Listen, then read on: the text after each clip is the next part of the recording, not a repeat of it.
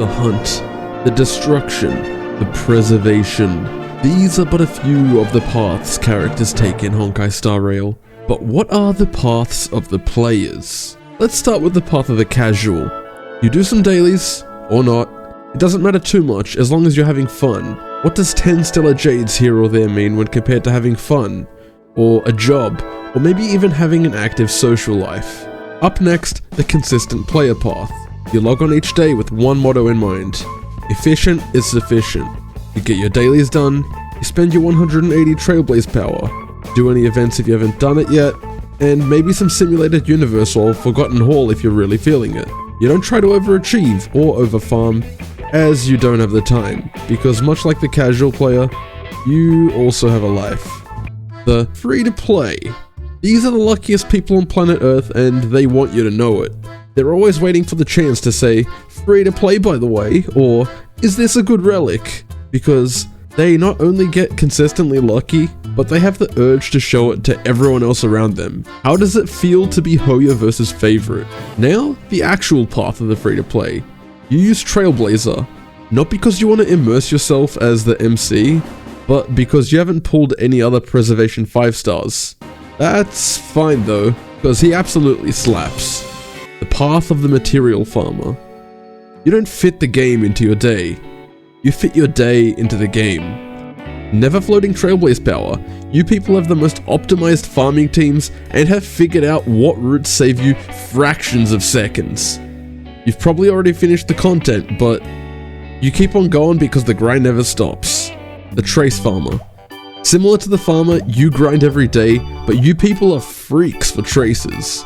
An incomplete skill tree is an incomplete life and totally unacceptable. You also probably have half-baked relic sets as a result, but this doesn't matter to you, because you are the Lorax of Honkai Star Rail, as all you care about is watching your skill trees grow. Relic Farmers. You are the Trace Farmers but opposites. Legends say you live in a constant state of pain because you realize that not only is your skill tree not complete, but neither are your relic sets.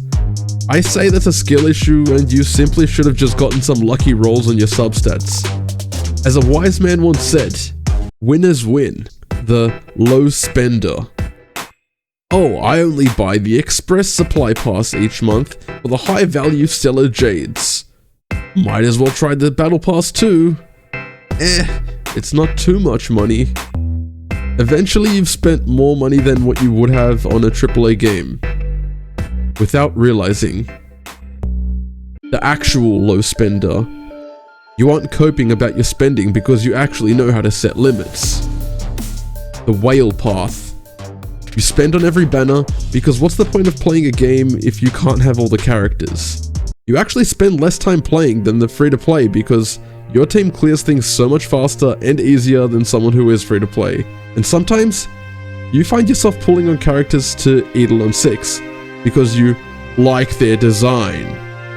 Hook, line, and sinker. The Worshippers. Driven by pure hormones, these people's goals are beyond our understanding.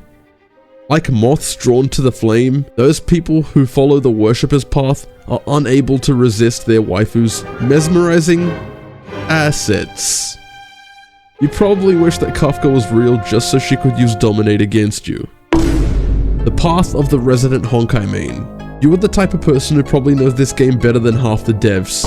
People can ask you about any character, and you will know bizarre details like the lore of why Clara doesn't wear shoes, or even just any other character's best relic sets, best team comps, or pretty much anything else. Now we have the SelfAware players.